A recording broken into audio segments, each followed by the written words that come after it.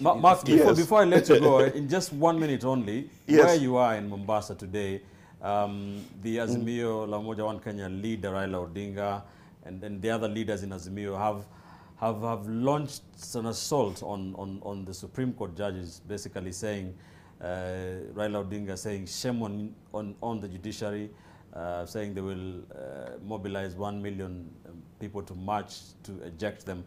What's your take on that? Very quickly.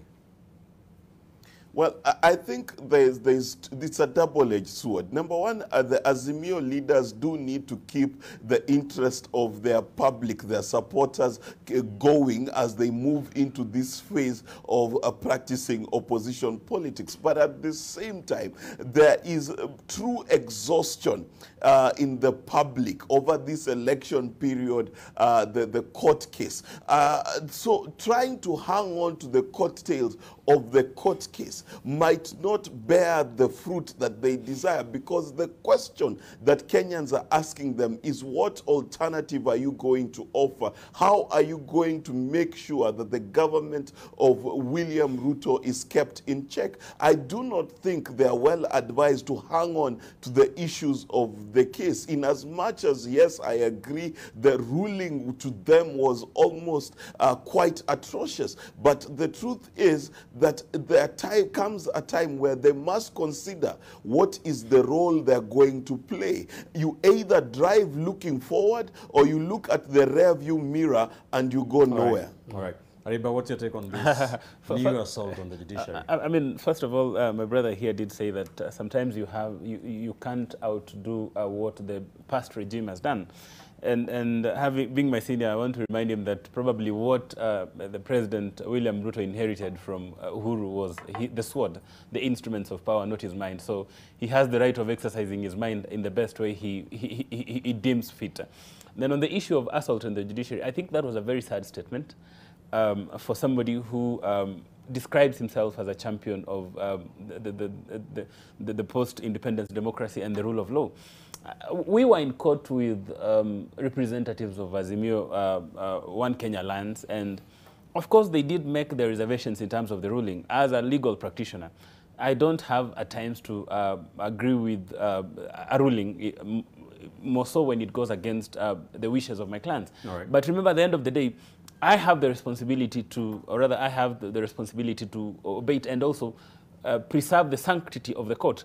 I wonder what kind of picture that the opposition leader right now, Raila Odinga, is sending to his supporters and to Kenyans when he clearly states that we can have 1 million people march to go and eject the Supreme Court judges from office. I can promise you that I think, as Mark has said, the Azimio La Umoja One Kenya Lands leader has to decide whether he's doing politics or really playing his role of opposition in the best way he can. I think where we are past politics.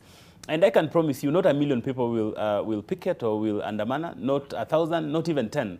Because as Mark has clearly alluded, is that the fatigue of elections is past us now. And it seems like most people want to engage on a drive gear and be able to move forward. Because, again, removing of Supreme Court judges is not done on the streets of Nairobi. Right. There's a clear procedure in terms of law, how to remove a Supreme Court judge.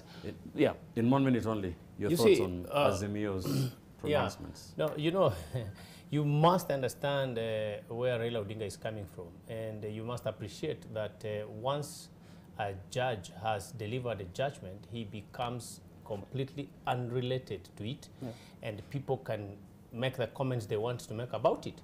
If you use an adjective in your judgment as a judge, and you probably say this is like a person is stupid, the person you have addressed can elect to discuss that element the way he so wishes. So I agree entirely that we are now already past the campaign mode and we must move forward.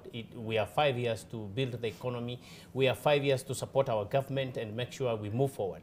But Ben, I wanted to come back to the element of how soon and how fast should these promises be implemented. Just in 1 second.